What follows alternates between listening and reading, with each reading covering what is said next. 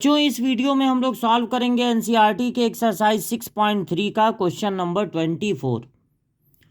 Show that the right circular cone of least curved surface.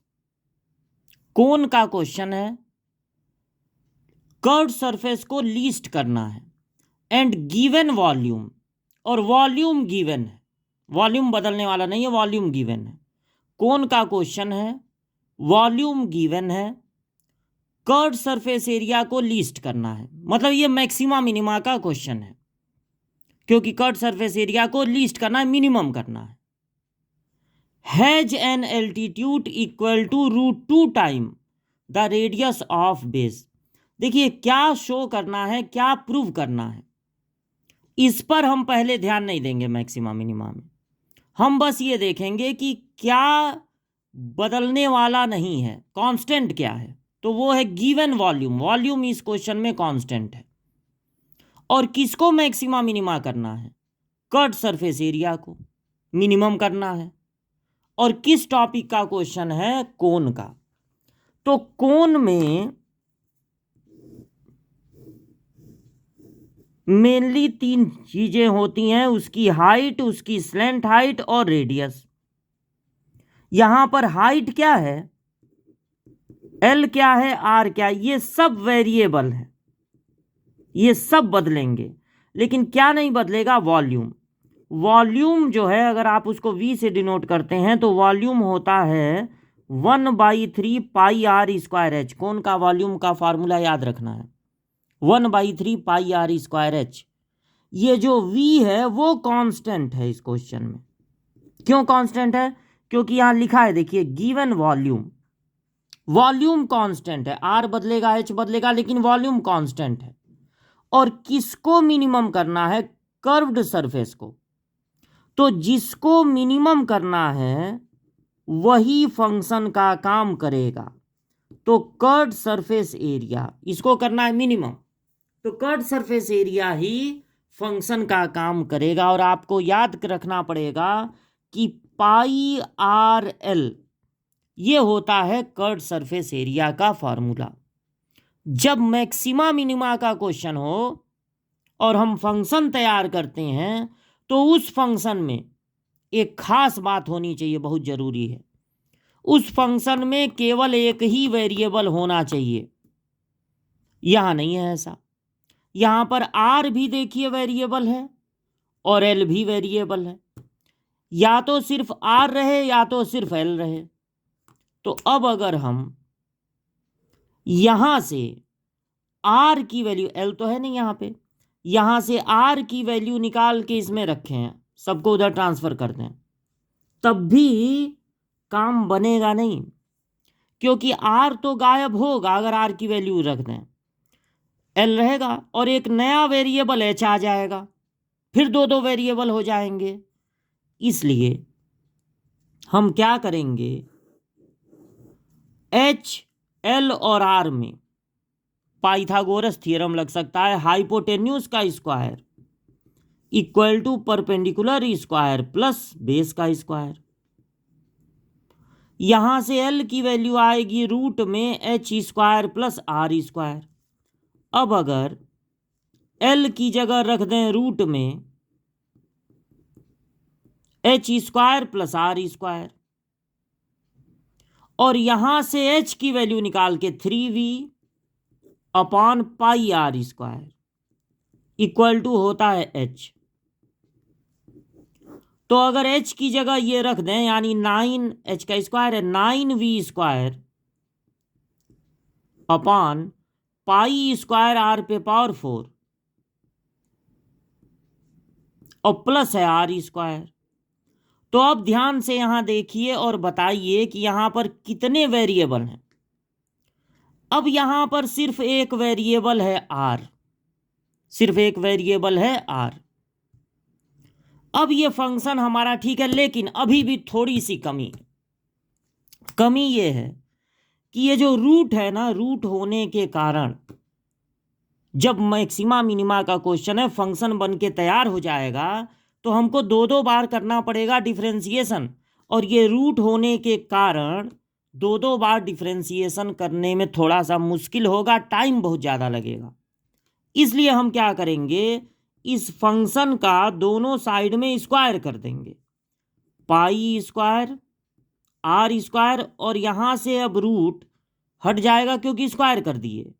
लेकिन अब bracket लगाना जरूरी है क्योंकि यहाँ पर दो दो टर्म है, बाइनोमियल है ना, दो दो टर्म है, इसलिए यहाँ पर पाई लगाना जरूरी है।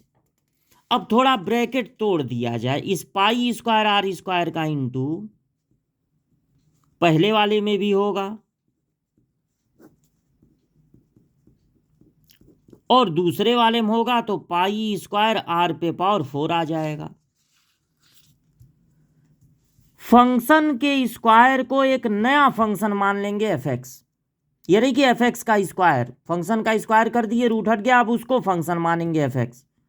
तो यहां देखिए पाई स्क्वायर कैंसिल हो गया तो बचा, और आर स्क्वायर से ये कैंसिल होगा तो आर स्क्वायर आएगा। इसको ऊपर कर लीजिए, 9v स्क्वायर आर पे power -2 plus pi square R to the power 4। इसको फंक्शन एफ एक्स ना मान के एफ आर, क्योंकि आर के टर्म में है ना, एफ एक्स उतना अच्छा नहीं रहेगा, एक्स इसमें है ही नहीं तो कहाँ से एफ एक्स मानेंगे, एफ आर मान लेंगे। जब मैक्सिमा मिनिमा में फंक्शन बन के तैयार हो जाए तो दो दो बार डिफरेंशिएशन करते हैं। पहली बार डिफरेंशिएशन तो यहाँ पर वेरिएबल कौन है, आर, तो सारा फार्मूला आर पे लगेगा, आर पे लगेगा पावर से इंटू -18v स्क्वायर और पावर 1 कम, प्लस आर पर फार्मूला लगेगा पावर से इंटू 4 पाई स्क्वायर और पावर 1 कम, दोबारा डिफरेंशिएशन, फिर पावर से इंटू, तो माइनस माइनस का इंटू प्लस हो जाएगा 54 और पावर 1 कम, यहां फिर पावर से इंटू 12 पाई स्क्वायर और पावर 1 कम। अब तो डिफरेंशिएशन करना नहीं है तो इसको नीचे करके लिख लीजिए, 54v स्क्वायर अपॉन आर पे पावर 4। जब मैक्सिमा मिनिमा के क्वेश्चन में फंक्शन का दो बार डिफरेंशिएशन हो जाए तो हम लोग पता लगाते हैं क्रिटिकल पॉइंट। अब ये क्रिटिकल पॉइंट क्या होता है, जब आप किसी फंक्शन का ग्राफ बनाते हैं तो अगर ऊपर उठता हुआ ग्राफ कहीं पर अचानक अब नीचे आने लगे, ऊपर उठता हुआ ग्राफ नीचे आने लगे, या नीचे गिरता हुआ ग्राफ अचानक उस पॉइंट पे ऊपर उठने लगे, तो ऐसे पॉइंट को कहते हैं क्रिटिकल पॉइंट। क्रिटिकल पॉइंट पे कोई फंक्शन मैक्सिमम भी हो सकता है और मिनिमम भी, इसलिए मैक्सिमा मिनिमा चैप्टर में हम क्रिटिकल पॉइंट फाइंड करते हैं। क्रिटिकल पॉइंट पे अगर कर्व का टेंजेंट बनाएं तो वो टेंजेंट होता है एक्स एक्सिस के पैरेलल, इसलिए वहां पर फंक्शन का डिफरेंशिएशन 0 होता है। वहां पे क्रिटिकल पॉइंट पे फंक्शन का डिफरेंशिएशन 0 होता है। तो क्रिटिकल पॉइंट कैसे फाइंड करते हैं, डिफरेंशिएशन को 0 के इक्वल करके, सेकेंड ऑर्डर डेरिवेटिव को नहीं, फर्स्ट ऑर्डर डेरिवेटिव को। तो ये क्या है, ये है -18v स्क्वायर अपॉन, इसको नीचे कर दीजिए, आर पे पावर पॉजिटिव हो जाएगा यानी 3 plus 4 pi square R to the power 3 equal to 0। इसको उधर भेज दीजिए तो -18v square upon R cube equal to -4 pi square R to the power 3, minus कटेगा, 2 9 जा 18, 2 2 जा 4, और इसको उधर भेजिए, आर पे पावर हो जाएगा 6, कहीं पावर 2 है कहीं पावर 6, तो आप ले लीजिए दोनों साइड का स्क्वायर रूट, तो 9 का स्क्वायर रूट 3, v स्क्वायर का v, 2 का रूट 2, पाई स्क्वायर का पाई, और आर पे पावर 6 का आर पे पावर 3। अब यहां से आर की जो भी वैल्यू मिले, क्यूब रूट, इनको इधर भेज के क्यूब रूट में, ये क्रिटिकल पॉइंट मिला। क्रिटिकल पॉइंट तो मिल गया, लेकिन ये कैसे पता चलेगा कि इस क्रिटिकल पॉइंट पे फंक्शन मैक्सिमम होगा कि मिनिमम? ये बताएगा डबल डिफरेंशिएशन। ये जो वैल्यू मिला है एट दिस वैल्यू, बताइए डबल डिफरेंशिएशन पॉजिटिव होगा कि निगेटिव? तो अब आप देखिए, यहां पर कोई आपको माइनस दिख रहा है? नहीं। आप यहां से आर की कोई भी वैल्यू निकालेंगे तो वो माइनस में थोड़ी ना निकालेंगे, क्योंकि रेडियस कभी निगेटिव नहीं होता। तो इस समय ये पॉजिटिव दिख रहा है, यहां पर कोई भी वैल्यू मिले ये पॉजिटिव ही रहेगा। और अगर डबल डिफरेंशिएशन पॉजिटिव है तो इसका मतलब अब फंक्शन का ग्राफ ऊपर उठेगा। पॉजिटिव मतलब फंक्शन का ग्राफ ऊपर उठेगा, इस क्रिटिकल पॉइंट के बाद ऊपर उठेगा। तो ऊपर उठेगा इसका मतलब वो पॉइंट हो जाएगा मिनिमम का, यानी इस पॉइंट पे फंक्शन होगा मिनिमम। और आप यही चाहते भी थे, क्योंकि लीस्ट कर्ड सरफेस था आपका फंक्शन, वो मिनिमम हो जाए, यही आप चाहते थे। अब आप देखिए प्रूव क्या करना है। प्रूव ये करना है कि इसका जो एल्टीट्यूड है, हाइट, वो इक्वल होगा √2 times the radius of base. ये आपको प्रूव करना है। लेकिन अगर ये जो दिया हुआ है 4v equal to √2 pi, 3v equal to √2 pi r⁴, ये जो आपको मिला है बस उसको आप ले लें।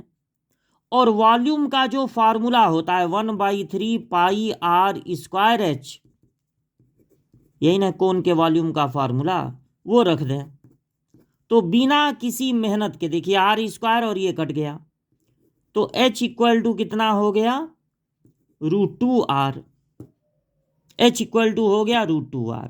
यही आपको प्रूव करना था कि जो इसकी हाइट है वो रेडियस की √2 टाइम्स होगी, ये प्रूव करना था।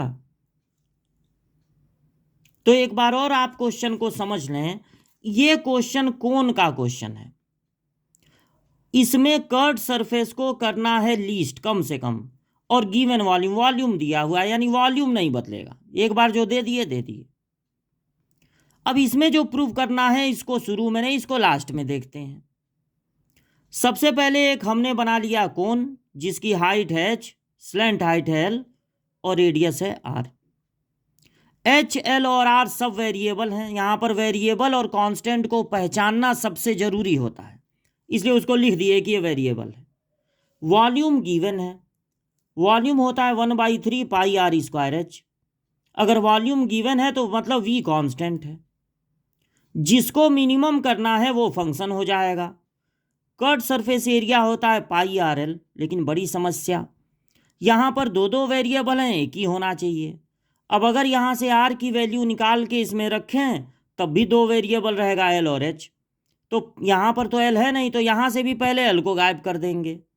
उसके लिए इन तीनों में लग सकता है पाइथागोरस थ्योरम। वहाँ से l की वैल्यू निकाल के इसमें रख दिया, l गायब हो गया। लेकिन अभी भी दो वेरिएबल हैं r और h। अब यहाँ से h की वैल्यू निकाल के, चूंकि r ज़्यादा जगह है, यहाँ भी अगर r की वैल्यू निकालते तो एक तो √2 में आता और यहाँ भी रखते वहाँ भी रखते। इससे अच्छा h की वैल्यू निकालने के लिए इनको इधर ट्रांसफ़र कर दिए। h की वैल्यू जब यहाँ रखे तो स्क्वायर हो गया। अब हो तो गया है एक वेरिएबल, लेकिन रूट होने के कारण दो दो बार डिफ्रेंशिएशन करने में टाइम बहुत ज़्यादा लग जाएगा। तो ये चैप्टर मैक्सिमा मिनिमा हमको ये कंफर्ट देती है कि हम दोनों साइड का स्क्वायर भी कर सकते हैं। तो दोनों साइड का स्क्वायर करके भी मैक्सिमम मिनिमम कर सकते हैं। तो स्क्वायर किए, रूट हट गया। अब इसके बाद ब्रैकेट ओपन कर दिए, आर के टर्म में एक फंक्शन बन के तैयार हो गया। दो दो बार कर लिए डिफ्रेंशिएशन। क्रिटिकल पॉइंट निकालने के लिए जब पहले वाले डिफ्रेंशिएशन को 0 के इक्वल किए तो आर की वैल्यू कुछ ऐसी मिल रही है। इस वैल्यू पर पता करना पड़ेगा कि डबल डिफ्रेंशिएशन पॉजिटिव है कि निगेटिव। पॉजिटिव है, इसका मतलब फंक्शन होगा मिनिमम। तो फंक्शन जब मिनिमम होगा, कब मिनिमम होगा? जब आर की वैल्यू, आर और वी में ये रिलेशन हो। तो इस रिलेशन को ले लिए जो हमको मिला था, उसमें वॉल्यूम का फार्मूला रखे, तो जो प्रूव करना था कि जो हाइट है वो रेडियस की √2 टाइम्स है, वो प्रूव हो गया।